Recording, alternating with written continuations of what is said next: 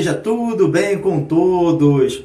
As Mil e Uma Noites. Só de ouvirmos esse título, somos transportados pelo tapete mágico da imaginação a aventuras de Aladim e a Lâmpada Maravilhosa, Ali Babá e os 40 Ladrões, e as aventuras de Simbá o Marujo ou Simbá o Marinheiro, com príncipes da Pérsia ou não, princesas, sultões, gênios, caravanas de mercadores e até de ladrões, em paisagens exuberantes das belíssimas cidades, com suas cúpulas mouras douradas a brilharem no sol, praças de mercados centrais em sinestesia de multicores, polifonia compostas por arpejos de vozes e músicas, com nuvem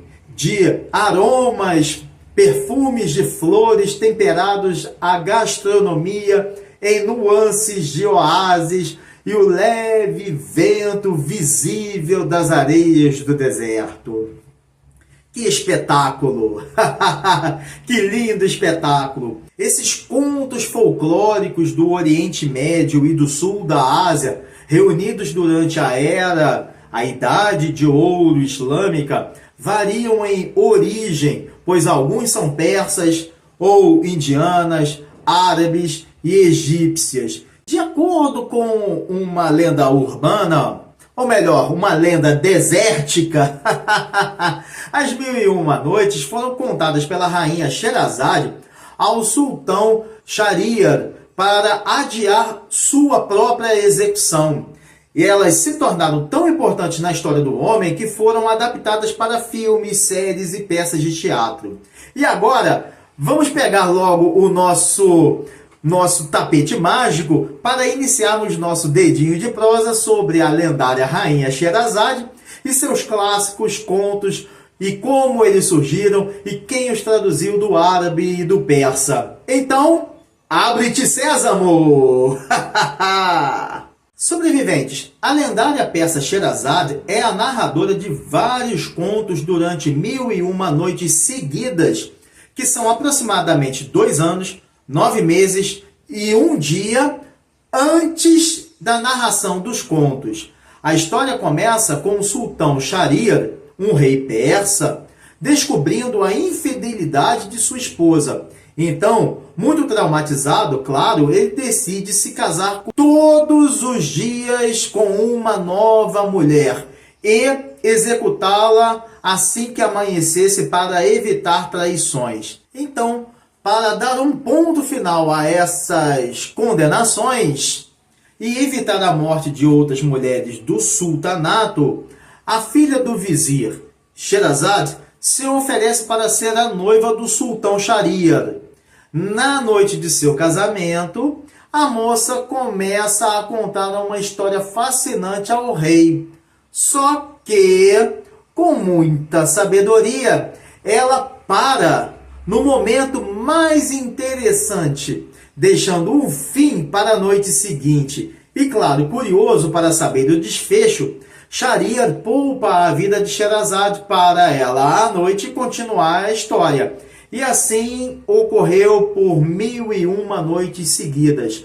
Ela passa a narrar vários contos, cada um mais cativante e intrigante do que o outro, sempre deixando o fim em suspense para a próxima noite. Abrindo um parênteses aqui, essa é uma estratégia para manter os leitores, os espectadores e os ouvintes em suspense. Chama-se cliffhanger.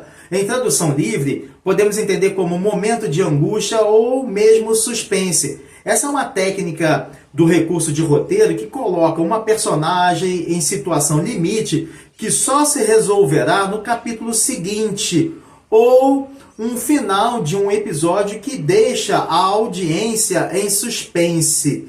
Essa é uma marca registrada de Sherazade em sua narrativa ao longo das 1001 noites.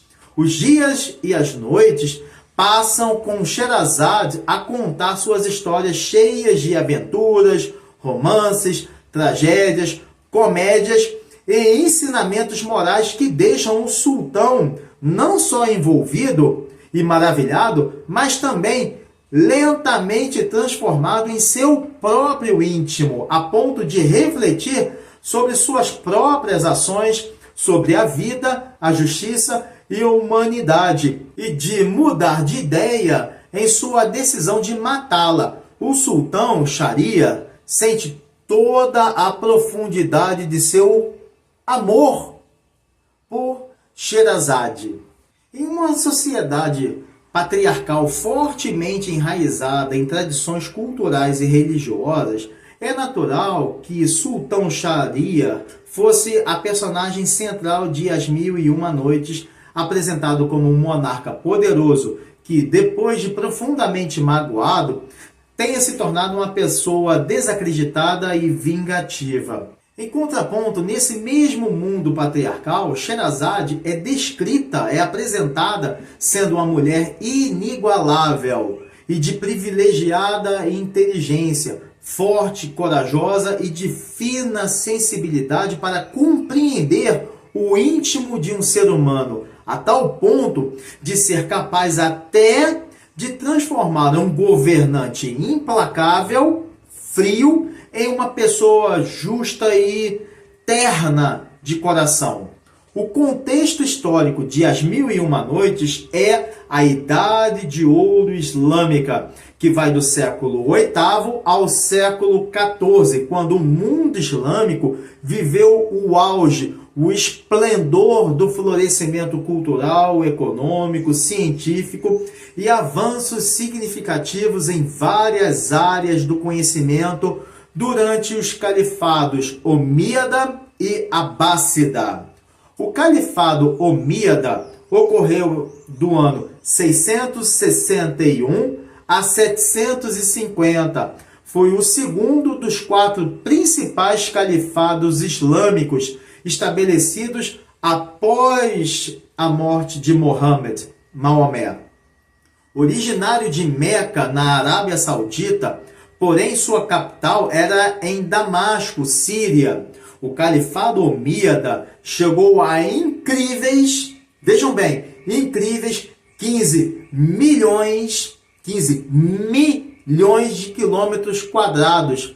A sua maior extensão ia de Portugal, vejam só, ia de Portugal ao Paquistão, que fez dele o maior império que o mundo tinha visto até então, e o 5º maior que já existiu em toda a história do homem. Os primeiros mouros que se estabeleceram em Portugal e na Espanha eram desse califado, eram do califado Omíada, e deixaram forte legado nas culturas ibéricas. Com exceção da região da Península Ibérica, ou Andaluzia, onde permaneceram até 1492, no ano 750, o califado Omíada entrou em declínio, abrindo espaço para o surgimento do 3º califado islâmico, o califado Abássida, que foi de 750 a 1519, marcando o início da Idade de Ouro Islâmica e a transferência da capital do Império para Bagdá, no Iraque, que logo se tornou um importante centro de conhecimento e cultura. As contribuições culturais e científicas são sensíveis graças às dedicações de matemáticos como Al-Khwarizmi. Perceberam a pronúncia? Al-Khwarizmi, algarismo. Isso foi porque ele foi o responsável pelo desenvolvimento da álgebra e da popularização do sistema numérico indo-arábico. Na astronomia, diversos astrônomos fizeram avanços na compreensão do movimento dos planetas e na criação de instrumentos astronômicos. Na medicina, médicos como Avicenna Ibn Sina, notaram? Avicenna Ibn Sina. Viram como o nome dele também parece medicina? Essas pessoas escreveram obras importantes como o Cânone da Medicina, referência na Europa por séculos, e outros com estudos em cirurgia e farmacologia. Nos campos da cultura, como filosofia, literatura, arte e arquitetura, diversos filósofos islâmicos, como Al-Farabi, notaram também? Notaram a pronúncia? Alfarrábio. Alfarrábio significa livro antigo, geralmente de grandes dimensões e que possui grande valor. Alfarrábicos são os sebos. Lojas de livros antigos, livros usados. Também são chamados de alfarrábicos. Aliás, este é o nome original desse tipo de estabelecimento comercial. Então, essas pessoas como Al-Farabi integraram o pensamento grego com a filosofia islâmica. Somaram esse pensamento, influenciando o pensamento europeu medieval. Na literatura, principalmente durante o século IX, quando surgiram as Mil e Uma Noites, diversos poetas produziram obras literárias que são admiradas até os dias de hoje. Durante a Idade de Ouro Islâmica, obras clássicas gregas, persas e indianas foram traduzidas para o árabe por instituições como a Casa da Sabedoria em Bagdá, no Iraque, fundamentais para a divulgação do conhecimento. A era da arte islâmica ficou marcada pelo surgimento e o desenvolvimento da caligrafia, a criação de padrões geométricos e arabescos e a construção de mesquitas e palácios ornamentados, assim como a arquitetura com colossais e magníficas construções como a grande mesquita de Córdoba, na Espanha, um dos mais belos exemplos de arte muçulmana na Península Ibérica. E o Palácio de Alhambra, em Granada, também na Espanha, a exemplificarem a sofisticação arquitetônica islâmica. Uma curiosidade sobre a Mesquita de Córdoba. Desde a expulsão dos mouros e judeus da Espanha em 1492, o templo foi tomado pela Igreja, que fez do espaço a Mesquita Central de Nossa Senhora da Assunção. Então, hoje, a Mesquita de Córdoba aliás, a Catedral de Nossa Senhora da Assunção. Sem dúvida alguma, a Idade de Ouro Islâmica teve um impacto perene e profundo, influenciando inexoravelmente o renascimento europeu e contribuindo para o desenvolvimento da ciência moderna até o século XXI. Porém, um detalhe chama a atenção. Se as Mil e Uma Noites foram escritas em árabe, então, quem traduziu os textos? Eles foram compilados em árabe a partir do século IX no Ocidente. A obra ficou conhecida e popular graças às publicações de traduções para o francês entre 1704 e 1717 pelo escritor e orientalista Antoine Galland, que logo, claro, se tornaram clássicos da literatura universal.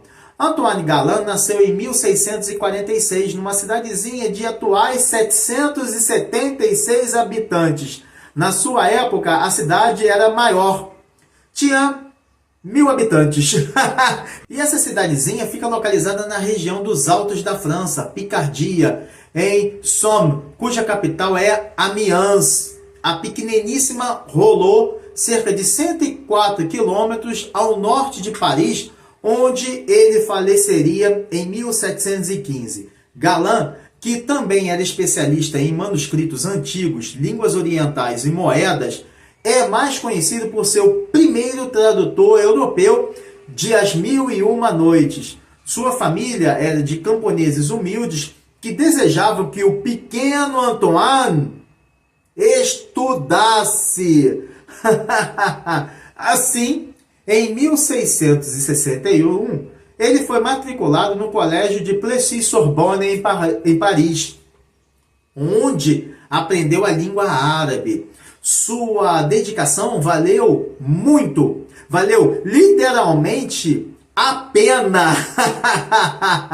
E em 1670, o rapaz, com apenas 24 anos, tornou-se secretário de um marquês embaixador do rei Luís XIV, junto ao Império Otomano. No fim do século XVII, muitos escritores como Charles Perrault despertaram o interesse e o prazer dos leitores franceses e europeus com a publicação de contos de fadas. Essa atmosfera foi perfeita para Galland traduzir do árabe para o francês os manuscritos de histórias maravilhosas que havia trazido do Oriente e publicá-los.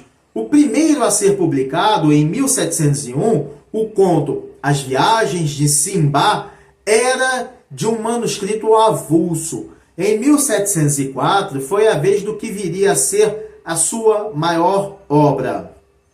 Os volumes As Mil e Uma Noites, traduzidos de um manuscrito sírio do século XIV. Em 2 anos, Galland já havia publicado 6 volumes que conquistavam cada vez mais enorme popularidade a cada lançamento. Para fazer suas traduções, Galland assumiu várias liberdades artísticas. Os contos Aladim e a Lâmpada Maravilhosa e Ali Babá e os 40 Ladrões, apesar de não fazerem parte de nenhum manuscrito antigo das Mil e Uma Noites, foram incorporadas por Galland, que também modificou boa parte do estilo da narrativa, as falas das personagens e outros aspectos para adaptá-los ao público europeu e fazer esse público compreender todo o pensamento do Oriente.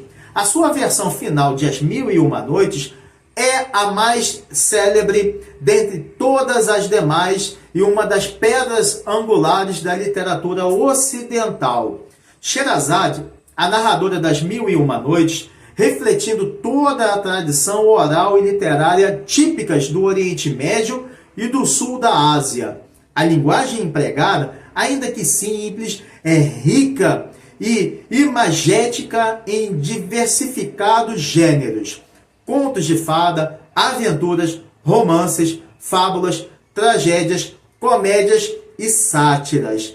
Temas: justiça, amor, traição, sabedoria e redenção, lições morais e mensagens filosóficas que, como a agulha a permear o tecido, fazendo lindos desenhos coloridos, conduz os leitores ao encanto.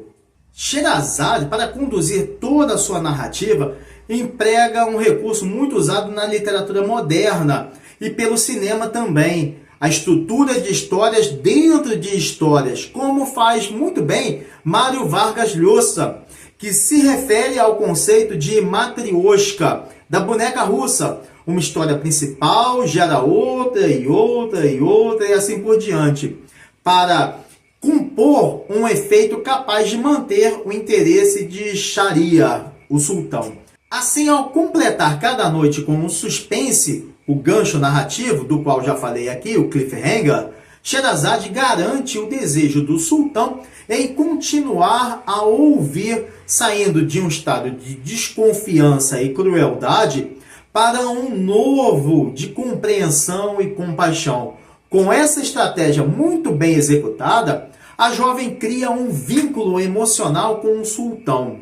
Outra marca muito comum da tradição oral presente em As Mil e Uma Noites é a utilização por Sherazade de repetições e fórmulas típicas que ajudam a estruturar suas histórias e facilita a memorização, assim como o ritmo e a melodia, formando uma cadência e musicalidade empregadas para enfatizar determinadas passagens do conto, tornando as histórias agradáveis de ouvir. Para os leitores e, claro, para o sultão, a riqueza descritiva cria detalhes nítidos de personagens, cenários e eventos, fazendo todos voarem em tapetes persas para mundos exóticos, fantásticos e mágicos além da imaginação. As histórias de Sherazade formam um tecido magistral de arte narrativa, profundidade emocional e sabedoria, fatores primordiais para salvarem sua própria vida e, num patamar superior, enriquecerem a tradição literária do mundo islâmico, ao colorirem os aspectos da vida social, cultural e política da época, oferecendo assim insights sobre valores e costumes do mundo islâmico medieval. Sobreviventes. Além das histórias mais famosas como Aladim e a Lâmpada Maravilhosa, Ali Babá e os 40 Ladrões e as aventuras de Simba, o Marinheiro ou o Marujo, as 1001 Noites costuram mais retalhos de pura seda. O pescador e o gênio. Um pobre pescador, certo dia, encontra um jarro de latão no mar. Quando ele abre o jarro, um djinn, que é um gênio gigantesco, emerge, ameaçando matá-lo. O pescador, então, utiliza sua inteligência, sagacidade, astúcia para enganar o gênio e aprisioná-lo novamente no jarro. Um príncipe que se recusa a se casar, Kamar al-Zaman, e a princesa Budur, que também resiste ao casamento. Eles são unidos por um gênio que deseja que ele se apaixone. Suas aventuras incluem transformações mágicas, separações e reencontros. Um outro conto é o conto de Ala al-Din Abu Shamat. Ala al-Din é um jovem mercador que enfrenta inúmeras provações, incluindo a traição de seus amigos e a perda de sua riqueza. Com a ajuda de uma mulher sábia e bondosa, ele recupera sua fortuna e encontra o amor verdadeiro. E a história de Hassan de Bassorá. Hassan é um jovem de uma cidade chamada Bassorá. Ele embarca em uma série de aventuras fantásticas em busca de uma bela mulher com a qual ele poderia casar, pois ele tinha conhecido essa mulher, sabe como? Em um sonho. Suas jornadas o levam a reinos mágicos e encontros com seres sobrenaturais. Sobreviventes. Em termos de história, do século VIII ao século XIV, o mundo islâmico viveu seu florescimento cultural, econômico e científico, a Idade de Ouro Islâmica, sempre destacada como um período de notável progresso e inovação, em que a busca pelo conhecimento e integração cultural levaram a avanços que moldaram a civilização global, especialmente os 3 países ibéricos, Portugal, Espanha e Andorra. Na literatura, a lição que as 1001 Noites legam é a da redenção de um homem poderoso, líder de uma sociedade cultural e religiosamente rígida, onde a voz de domínio é a voz dos homens, o sultão Shahriar, que se apaixona pelas histórias contadas por uma mulher, Sherazade. A voz que transforma é exatamente a dessa mulher. O sultão, ao reconhecer a injustiça de suas próprias ações, se transforma em uma pessoa melhor e decide fazer de Sherazade sua rainha, restaurando assim a justiça em seu reino. A imagem da mudança de um homem vingativo para ser uma pessoa justa é lembrar que o ser humano pode até ter inclinações para crueldade, mas também tem inclinações para redenção. Mesmo os corações mais endurecidos podem ser serenados pelo poder da compreensão, do amor ao próximo e, sobretudo, pelo poder da sabedoria, que influem sobre o comportamento humano para gerar um novo ser. O clássico As 1001 Noites tem contos que poderiam receber um olhar de mais valorização. Sem clichê feminista, claro, Sherazade é uma das grandes personagens femininas da história história da literatura universal. Também não cabe o discurso de que os textos exibem linhas machistas e mulheres mortas à toa. Aqui está a importância fundamental para a compreensão de uma obra antes de qualquer cancelamento. Saber compreender o contexto histórico no qual foi escrita a obra. Isso é elemento fundamental. Do contrário, nada fará sentido. Portanto, é preciso ter em mente que essas histórias foram oralizadas e escritas há séculos, compiladas e traduzidas há pouco mais de 300 anos. Só de pensar que em meados do século IX, no seio da civilização islâmica, nasceu uma personagem repleta de sororidade e coragem para se oferecer em plausível sacrifício pela única chance de salvar a vida de outras mulheres e, claro, interromper um ciclo de morte, soa extremamente contraditório, pois se em tempos antigos Sherazade surgiu nessa sociedade islâmica, como hoje, em tempos modernos, nesses mesmos locais, nessas mesmas regiões, nesses mesmos países muçulmanos, como homens oprimem as mulheres e lhes ditam tudo o que fazer ou não, e lhes caçam direitos básicos humanos. Como pode essa paradoxalidade existir? É para se refletir. Sherazade é a primeira grande heroína da literatura ocidental, mas não a única. Por outro lado, não há dúvida que seja a única na literatura islâmica, a única mulher.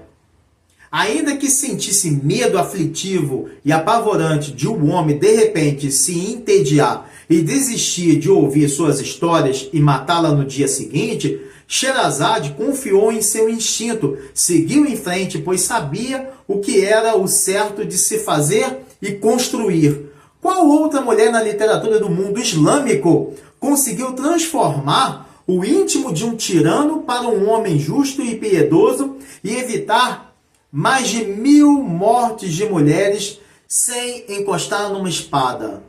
Somente pelo poder de sua própria voz, sua sabedoria e sua esperança, provando que realmente as palavras são mágicas para converter assim um deserto em campo de flores. Seria importante e positivo para a humanidade que o legado de Sherazade convertesse, transformasse as almas dos homens para cuidar das mulheres, seja em países muçulmanos ou não. Isso não é pelo feminismo, mas por elas simplesmente serem seres humanos. Quando os homens conhecerem, vejam bem, quando os homens conhecerem realmente o íntimo de uma mulher, a partir desse dia, todo crime contra uma mulher será também considerado um crime contra a humanidade. Sobreviventes, esse foi o nosso dedinho de prosa sobre as histórias que compõem a fina tapeçaria de Sherazade em seu também dedinho de prosa, As 1001 Noites, nos fez voar pelas tradições, valores e o imaginário do mundo islâmico medieval. Bem, isso é tudo, pessoal. Desejo saúde, paz, harmonia, leveza na vida e uma semana de presença divina a todos. Forte abraço e valeu!